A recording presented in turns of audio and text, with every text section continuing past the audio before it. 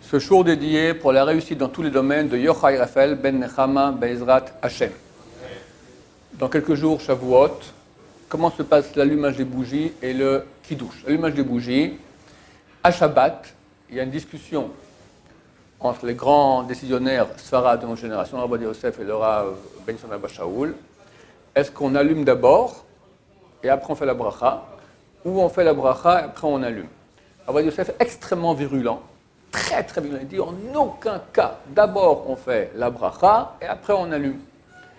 Mais beaucoup de juifs ont l'habitude, ou de juifs plutôt, ont l'habitude, ils disent comme ça faisait ma mère, ma grand-mère, etc.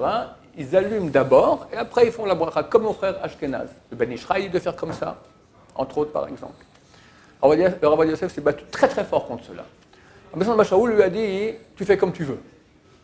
Comme ta mère faisait, tu veux. Ce qui t'arrange, tu fais. Comme si ça va, comme ça va aussi. Si tu ne sais pas quoi faire, c'est mieux de faire comme le Rabbi Yosef dit, d'abord faire la bracha et après allumer.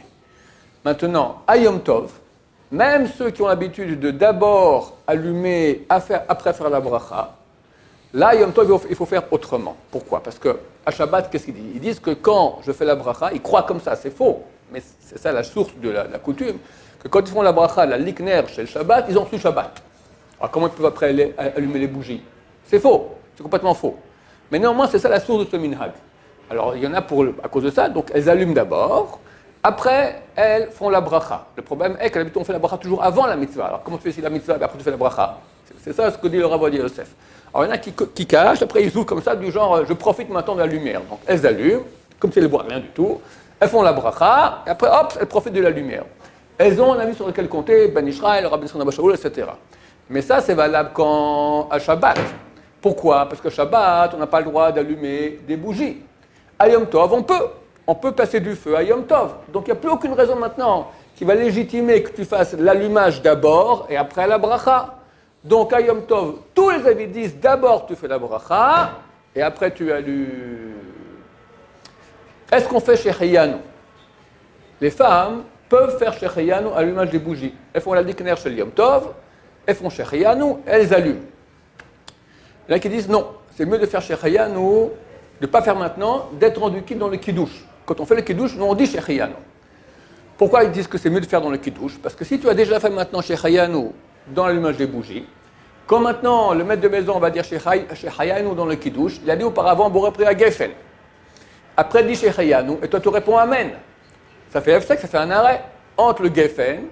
Si tu dois être rendu quitte de Shecheyanu, tu réponds Amen, c'est normal. Mais si tu ne dois pas être rendu quitte, tu as déjà dit Shecheyanu à l'allumage des bougies. Maintenant que tu réponds Amen à Shecheyanu, ça fait un arrêt entre Boré Priya Gefen et la consommation du vin. C'est un problème. Rabbi Yisraël Abba Shaul dit, il n'y a aucun problème. Il n'y a aucun problème. Tu peux répondre Amen. Au Shecheyanu, ça ne fait pas F5. Alors, Rabbi Yosef, si je me souviens bien, il dit oui, c'est un problème. Il ne faut pas. Donc, pour sortir de tous les problèmes, c'est mieux, si on pose la question, si une femme, elle fait Shecheyanu, elle tient absolument, elle veut faire Shecheyanu à l'allumage des bougies, il faut voir qu'elle fasse. Elle a certainement un avis sur lequel compter. Elle répondra Amen aussi pendant le kiddush, elle a un avis sur lequel compter. Le mieux, c'est qu'il nous pose la question, on dira, tu fais aucune bracha lors de l'allumage des bougies, tu fais aucune bracha de Shecheyanu, tu fais la dikner chez Yom Tov, tu fais pas la bracha de Shecheyanu à l'allumage des bougies, et tu es rendu quitte par ton mari ou par toi-même si tu es seul, au kiddush de Yom Tov, tu diras là-bas Shecheyanu. Autre petite chose concernant Yom Tov. Quelqu'un, dans Birkat Hamazon, on dit Yalev et Yavo. Si on a oublié Yalev et Yavo, est-ce qu'on doit refaire Birkat Hamazon, oui ou non? Shabbat, si on a oublié rester Bechal, il faut refaire. Il faut refaire. Sous la Shishit, c'est un très gros problème. Il y en a qui disent oui, il y en a qui disent que non, on est bloqué de tous les côtés. Est-ce que si on a oublié Yalev et Yavo dans Birkat Hamazon, on doit refaire, oui ou non? 2 soirs par année, on doit refaire Yalev et Yavo. Le soir de Pessah, quand on mange la matzah, et le soir de Sukkot, quand on mange le pain dans la souka. Tout le reste, si on a oublié Yalev et Yavo, on ne refait pas. C'est bien, celui qui a le courage, de refaire une Daim, faire un motzi, manger kazaï de pain et refaire Birkat Hamazon avec Yalev et Yavo pour rendre quitte ce que tu n'as pas, parce qu'il y a un avis qui dit que tu n'es pas rendu quitte. Là, on ne compte pas là-dessus et on dit que tu es rendu quitte et c'est bon. Mais si tu veux être vraiment bien, tu as le courage, tu as encore un peu faim, tu refais une Daim, tu fais un motzi et tu redis Birkat Hamazon avec Yalev et Yavo. Quand on a comme ce Shabbat et Yom Tov ensemble, Qu'est-ce qu'on dit en premier? Retze v'achalitzenu et Yavel Yavo après. D'abord Shabbat, après Yom Tov. Pourquoi? On a un principe, c'est-à-dire Kodem. Une chose qui est fréquente, une chose qui n'est pas fréquente, on fait d'abord la chose qui est fréquente. Un point tel que si quelqu'un a commandé à dire Yavel Yavo de Yom Tov, puis au début, tout coup, au milieu, s'est rappelé, j'ai oublié de dire maintenant Retze v'achalitzenu le Shabbat. Est-ce qu'il finit Yavel Yavo et après il dit Retze? Non, il arrête au milieu. Yavel Yavo, il reprend Retze. Et de nouveau après, il redit tout y aller Véavo comme il se doit. Est-ce qu'à Shavuot, faut-il attendre qu'il fasse nuit, ça veut dire tomber des étoiles, pour faire le kiddush? Normalement, oui.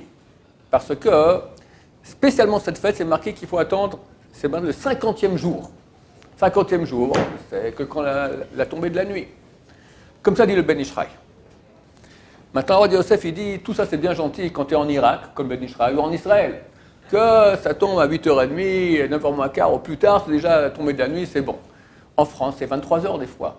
Au Danemark, je ne te dis pas, c'est à minuit, d'accord. Tout le monde attend maintenant pour le repas de Yom Tov, les enfants s'endorment, la femme elle n'en peut plus, c'est une torture.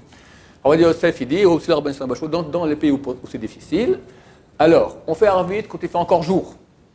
Après le plag déjà. On peut faire Arvit, il faut faire Mincha avant le plag, Arvit après le plag.